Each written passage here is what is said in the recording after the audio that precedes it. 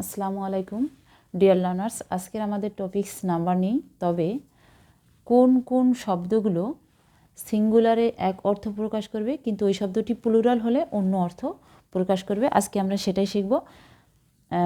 ইতিপূর্বে আমরা নাম্বার নিয়ে অনেকগুলো ডিসকাশন করেছি, আজকে আমাদের খুব অ্যাট্রাকটিভ একটা ডিসকাশন এবং এখানে তোমরা শিখবে যে কিভাবে অর্থটা পরিবর্তিত হয়। So let's discuss. আমরা যদি অ্যাডভাইস শব্দটা লিখি, দেখো অ্যাডভাইস এবং অ্যাডভাইসেস যখন পরিবর্তন হয়ে যাবে, অ্যাডভাইসে এক অর্থ, অ্যাডভাইসে আরেক অর্থ।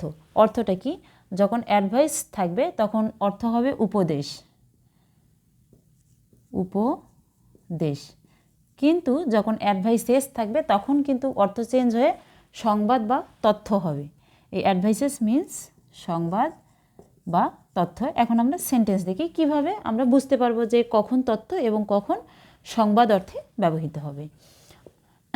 হি gave me some good advice. আবার the merchant CHANT received advices from his agent. দেখো এখানে অ্যাডভাইসেস আর এখানে হলো অ্যাডভাইস, পার্থক্যটা কোথায়? হি gave me some good advice, তিনি আমাকে দিয়েছিলেন কিছু ভালো উপদেশ। আচ্ছা, এখানে অ্যাডভাইস শব্দটি কি? নাউন, আর গুড শব্দটি হলো অ্যাডজেক্টিভ, তাই না? অর্থাৎ তিনি আমাকে কিছু ভালো উপদেশ দিয়েছিলেন। তাহলে এখানে অ্যাডভাইস শব্দটির অর্থ উপদেশ। আবার দ্য মার্চেন্ট, মার্চেন্ট মিন্স বণিক বা ব্যবসায়ী, বণিক অথবা ব্যবসায়ী। Received advises from his agent, received করেছিল, গ্রহণ করেছিল বা নিয়েছিল। কি নিয়েছিল? অ্যাডভাইসেস নিয়েছিল, অর্থাৎ সংবাদ বা তথ্য নিয়েছিল। ফ্রম হিজ এজেন্ট অর্থাৎ তার প্রতিনিধির কাছ থেকে সে কিছু তথ্য নিয়েছিল। দেখো এখানে অ্যাডভাইসেস শব্দটির অর্থ কিন্তু পরিবর্তন হয়ে গেছে। অ্যাডভাইসের সঙ্গে যখন এস যুক্ত করা হয়েছে তখন এটার অর্থ হয়ে গেছে তথ্য বা সংবাদ। ক্লিয়ার? তাহলে দেখো শব্দ কিন্তু একই, এস যুক্ত করা কারণে এটার অর্থটার পরিবর্তন হয়ে গেল। কিভাবে? তোমরা যদি মনে করো যে গুড, গুড শব্দটির অর্থ কিন্তু আমরা সকলেই জানি, গুড মানে ভালো বা মঙ্গল, তাই না? আবার গুডের সাথে যখন আমরা এস যুক্ত করব তখন কিন্তু সেটার অর্থ পরিবর্তন হয়ে যাবে, তখন সেটার অর্থ হবে মালপত্র, মালপত্র। ঠিক আছে? দেখো একই শব্দ এস যুক্ত করার কারণে অর্থের পরিবর্তন। যেমন আমরা গুড দিয়ে যদি একটা সেন্টেন্স তৈরি করি, যেমন I did it for his good, I did it for his good, অর্থাৎ আমি এটা করেছিলাম। এখানে ডিড হলো ভার্বের ফার্স্ট ফর্ম, অর্থাৎ verb two. I did it, আমি এটা করেছিলাম, ফর হিজ গুড, তার মঙ্গলের জন্য, তাই না? অর্থাৎ তার মঙ্গলের বা তার ভালোর জন্য আমি এটা করেছিলাম। তাহলে এখানে গুড শব্দটির অর্থ হচ্ছে মঙ্গল বা ভালো। আবার ধরো মনে করো এই যে গুডস দিয়ে যদি আমরা সেন্টেন্স তৈরি করি, তাহলে আমরা লিখব the man sends his goods by train, তাই না? দেখো গুডস, তাহলে দ্য ম্যান সেন্ড, সেন্ডস মানে কি? পাঠানো, হিজ গুডস অর্থাৎ তার মালপত্র, বাই ট্রেন, তাহলে ট্রেনের মাধ্যমে লোকটি তার মালপত্র পাঠিয়েছে। দেখো পার্থক্যটা কোথায়? যখন গুডের সঙ্গে এস হবে অর্থ হয়ে যাবে মালপত্র। ক্লিয়ার? এবং এটার ব্যবহারের ক্ষেত্রটাও হয়ে যাবে আলাদা, সেন্টেন্সের স্ট্রাকচারও তখন চেঞ্জ হয়ে যাবে। তাহলে I did it for his good, আমি এটা তার ভালোর জন্য করেছিলাম। দেখো হিজটা কিন্তু পজিটিভ, পজিটিভের পর যদি একটি মাত্র ওয়ার্ড থাকে তবে সেটা নাউন। তাহলে এখানে গুড শব্দটা নাউন, যদিও বা আমরা জানি যে গুড মানে ভালো, মঙ্গল, এটা অ্যাডজেক্টিভ, তাই না? একটা জিনিস খেয়াল রাখবে, কোনো শব্দকেই অ্যাপ্রোপ্রিয়েটলি তার নির্দিষ্টভাবে নাম দেওয়া যাবে না, কারণ পজিশন অনুযায়ী তার নামটা চেঞ্জ হয়ে যায়। গত ভিডিওতে আমি বলেছিলাম এই নাম্বারের উপরেই যে একটি শব্দ কখনো নাউন হতে পারে, কখনো প্রোনাউন হতে পারে, কখনো প্রোনাউন তো না, নাউন হতে পারে, ভার্ব হতে পারে, অ্যাডজেক্টিভ হতে পারে, তাই না? তাহলে এখানে গুডটা হলো নাউন। আবার এখানে the man sends his goods পণ্যদ্রব্য বাই ট্রেন, এখানেও গুডসটা কিন্তু নাউন, অর্থটার শুধু পরিবর্তন হয়ে গেছে, কেননা পজিটিভের পর একটি মাত্র শব্দ ইকুয়াল নাউন। তো আমরা যখন পজিশন অফ নাউন পড়ব তখন এটা নিয়ে ডিসকাশন করব খুব ভালোভাবেই, যে কোন কোন জায়গায় নাউনের অবস্থান থাকে। তাহলে আমরা এখন লিখব আয়রন। আয়রন মিন্স লোহা। আবার আয়রনের সঙ্গে যখন আমরা এস যুক্ত করব তখন কিন্তু লোহার শিকল হবে, লোহার শিকল।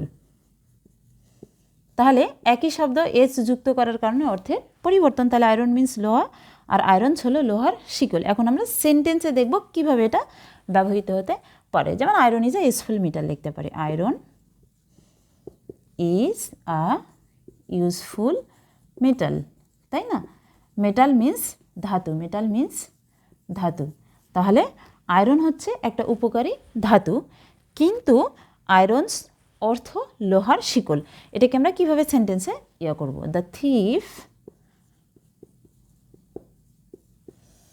was put in irons, was put in irons। দেখো এখানে আয়রনস, তাহলে the thief was put in irons, তার মানে চোরটিকে পুট ইন করা হয়েছিল, বেঁধে রাখা হয়েছিল আয়রনস, লোহার শিকল দ্বারা। তাহলে পার্থক্যটা কি? এখানে আয়রন অর্থ লোহা আর এখানে আয়রনস অর্থ লোহার শিকল, এবং সেন্টেন্সের স্ট্রাকচারও চেঞ্জ হয়ে গেছে। ঠিক আছে, তাহলে এই হচ্ছে আমাদের advice, advises, good, goods, iron, irons. এরকম আরও অনেক শব্দ আছে, একই শব্দ কিন্তু ব্যবহারের ক্ষেত্র অনুযায়ী এবং এস যুক্ত হওয়ার কারণে এটার অর্থের পরিবর্তন হয়ে থাকে। আরও একটা নতুন শব্দ আছে, যেমন ধরো তোমাদের রিসপেক্ট। আচ্ছা, রিসপেক্ট শব্দটার অর্থ কিন্তু তোমরা সকলেই জানো। রিসপেক্ট মিনস হলো শ্রদ্ধা। আমরা রিসপেক্ট করি, বড়দেরকে রিসপেক্ট করি, তাই না? আবার রিসপেক্টের সঙ্গে যখন আমরা এস অ্যাড করব, দেখো রেসপেক্টস। আচ্ছা, রেসপেক্ট দিয়ে আমরা যদি একটা সেন্টেন্স তৈরি করি যে আমরা তাকে রেসপেক্ট করতেছি, তাই না? অর্থাৎ আমরা তাকে শ্রদ্ধা করতেছি। যেমন I offer him my respects, I offer him my respects.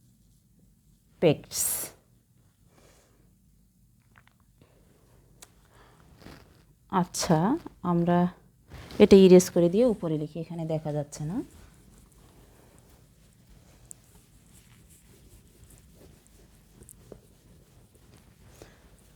তো আশা করছি তোমরা এই শব্দগুলো বুঝতেছো, কেননা এটা ব্যবহারের ক্ষেত্র অনুযায়ী অর্থটার পরিবর্তন হয়ে যাচ্ছে। আচ্ছা, তাহলে রেসপেক্ট শব্দটার দুটি অর্থ হবে। প্রথমত রেসপেক্ট অর্থ হলো বিবেচনায় হবে, বিবেচনায়। আবার রেসপেক্টের সঙ্গে যখন আমরা এস অ্যাড করব, রেসপেক্টস, এখানে কিন্তু শ্রদ্ধা। রেসপেক্টসের সঙ্গে এস যুক্ত করার কারণে এটার অর্থ হয়ে যাবে শ্রদ্ধা। তাহলে আমরা যখন সেন্টেন্স ক্যাটাগরিতে ফলাবো তখন কি হবে? যেমন আমরা যদি লিখি the book is admirable, admirable in respect of style. ঠিক আছে, তাহলে এখানে রেসপেক্ট শব্দটার অর্থ কি? বিবেচনায়। তাহলে the book is admirable in respect of style, মানে স্টাইলের বিবেচনায় বইটি হচ্ছে অ্যাডমিরেবল। অ্যাডমিরেবল মিন্স প্রশংসার যোগ্য। আবার রেসপেক্টস মিন্স শ্রদ্ধা। যেমন I offer him my respects. তাহলে I offer him my respects মানে আমি তাকে শ্রদ্ধা নিবেদন করলাম, তাই না? এখানে অফার অর্থ নিবেদন করা বা শ্রদ্ধা করা। দেখো রেসপেক্টসে শ্রদ্ধা আর রেসপেক্ট অর্থ বিবেচনায়। তাহলে দ্য বুক ইজ অ্যাডমিরেবল প্রশংসনীয় বা প্রশংসার যোগ্য, এবং রেসপেক্ট অফ স্টাইল, স্টাইলের দিক থেকে বইটি প্রশংসার যোগ্য। আবার I offer him my respects অর্থাৎ আমি তাকে আমার সম্মান বা শ্রদ্ধা নিবেদন করছি, তাই না? তাহলে দেখো একই শব্দ ব্যবহার কিন্তু সেন্টেন্স অনুযায়ী অর্থটার পরিবর্তন হয়ে যাচ্ছে। কিভাবে আমরা যদি লিখি ফোর্স, ফোর্স মিন্স কি? ফোর্স মিন্স শক্তি। আচ্ছা, আমরা শক্তি দিয়ে যদি একটা সেন্টেন্স করি, আমরা লিখব কি? দ্য ইউজ অফ ফোর্স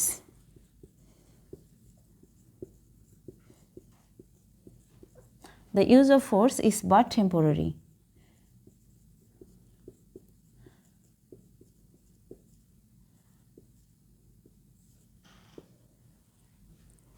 আবার যদি আমরা লিখি ফোর্সেস,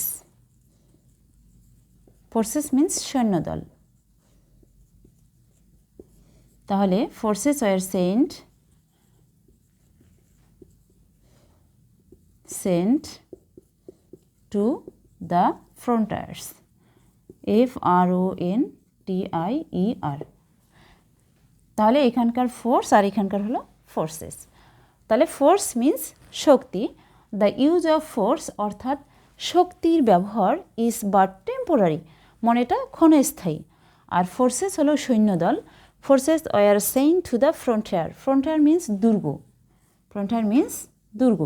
তাহলে ফোর্সেস সেন্ট করানো হয়েছিল, পাঠানো হয়েছিল টু দ্য ফ্রন্টিয়ারে, দুর্গে, অর্থাৎ দুর্গে সৈন্য পাঠানো হয়েছিল। তাহলে এখানে ফোর্সেসটা কিসের কাজ করেছে? দেখো, সাবজেক্টের কাজ করছে এবং একই সাথে এটা হলো নাউনের কাজ করেছে। মনে রাখবে, ভার্বের সামনে যদি একটি ওয়ার্ড থাকে সেটাও কিন্তু নাউন এবং সেটা সাবজেক্টের কাজ করে থাকে। আর এখানে the use of force, use of মানে কি? ব্যবহার। কিসের ব্যবহার? শক্তির ব্যবহার। ইজ বাট টেম্পোরারি, এটা ক্ষণস্থায়ী। এটা সেরকম এটা না, জাস্ট ক্ষণস্থায়ী। তাহলে টেম্পোরারি, ক্ষণস্থায়ী। আর forces were sent to the frontier, অর্থাৎ দুর্গের মধ্যে সৈন্য বা সৈন্যদল পাঠানো হয়েছিল। এই যে ফোর্সেস মিন্স সৈন্যদল, সৈন্যদলের অনেকগুলো আরও রিলেটেড কিছু ওয়ার্ডস রয়েছে যেগুলো তোমাদের কালেকটিভ নাউনে রয়েছে। তো যেমন ট্রোভ, আর্মি, আরও অনেক আছে, চারটা মোট 5টা মনে হয় আছে। তো এই 5টি শব্দ তোমরা এগুলো পাবা যারা কালেকটিভ নাউনের ভিডিওটি দেখেছো। কালেকটিভ নাউনটা মোটামুটি 30 থেকে 35 মিনিটের একটা ভিডিও। ওখানে মোটামুটি কালেকটিভ নাউন সম্পর্কিত যে তথ্য, সবগুলো তথ্য আমি দিয়েছি। আশা করছি ওই ভিডিওটা দেখলে তোমাদের আর বই পড়তে হবে না। তো যাই হোক, তো সিঙ্গুলারে এক অর্থ, প্লুরালে আর এক অর্থ। কীভাবে হচ্ছে এগুলো তোমরা যারা নাউনের এবং কালেকটিভ নাউন প্লাস হলো প্রপার, কমন, ম্যাটেরিয়ালস, এই নাউনের ভিডিওগুলো দেখছো তারা খুব ভালোভাবে বুঝবে। তবে যারা দেখোনি তারা ভিডিওগুলো অফকোর্স দেখে নিবে। এবং নাম্বার, এগুলো একই সাথে সিঙ্গুলার এবং প্লুরাল নাম্বারের ক্ষেত্রেও রয়েছে যে অর্থের পরিবর্তন হয়ে যায়। তো দেখো, তাহলে ফোর্স শক্তি, ফোর্সেস সৈন্যদল। আবার যদি মনে করো এয়ার, এয়ার শব্দটা তোমরা সকলেই চেনো, জানো। এয়ার মিন্স বাতাস। আবার এয়ারের সঙ্গে যদি আমরা এস যুক্ত করি তখন কিন্তু অর্থের পরিবর্তন হয়ে যাবে। এয়ার্স মিন্স গর্বিত ভাব। এটা কি কখনো ভাবছো? দেখো তো, গর্বিত ভাব। এমনিতে আমরা গর্ব বা অহংকারের ইংরেজি কি জানি? প্রাইড, তাই না? প্রাউড। অথচ দেখো, এয়ারের সাথে এস যুক্ত করলে গর্বিত ভাব। কেননা ওই যে মানুষের যখন একটু অহংকার হয়, বলে না অহংকার হয়েছে, বাতাসে উড়ে যাচ্ছে, এরকমেরটা আমরা বলে থাকি না? তাহলে এয়ারের সঙ্গে এস যুক্ত করলে গর্বিত ভাব, অর্থটা কি হবে? গর্বিত ভাব। এখন দেখো আমরা কীভাবে সেন্টেন্সে অ্যাপ্লাই করব। আমরা লিখি এখানে birds fly in the air. আবার যদি আমরা লিখি যে I dislike him for his ears, for his ears, ঠিক আছে? তাহলে I dislike him for his ears, তাহলে আমি তাকে তার এই গর্বিত ভাবের জন্য অপছন্দ করি। তাহলে এখানে ears মিন্স গর্বিত ভাব এবং এখানে এয়ার মিন্স বাতাস। Birds fly in the air, আমরা যদি বলি birds can fly in the sky, এটাও ঠিক আছে। আবার birds fly in the air, এটাও ঠিক আছে। পাখিরা আকাশে ওড়ে, বাতাসে ওড়ে, তাই না? I dislike him for his ears, অর্থাৎ তার গর্বিত ভাবের জন্য আমি তাকে অপছন্দ করি। তাহলে এয়ারের সঙ্গে এস যুক্ত করলে অর্থ কী হয়ে যাবে? গর্বিত ভাব, ঠিক আছে? তো এরকম আরও অনেক শব্দ রয়েছে যেগুলো তোমাদের ভার্সিটি এক্সামসে আসবেই এবং কনফিউজিং, ঠিক আছে? এর যুক্ত হওয়ার কারণে অর্থের পরিবর্তন হবে, তখন সেন্টেন্সের স্ট্রাকচারও চেঞ্জ হয়ে যাবে। এরকম আরও শব্দ নিয়ে আমরা নেক্সটে তোমাদের সঙ্গে আলোচনা করব। তো সে পর্যন্ত তোমরা ভালো থাকবে, সুস্থ থাকবে এবং ওই ভিডিওগুলো অফকোর্স দেখবে। Good bye.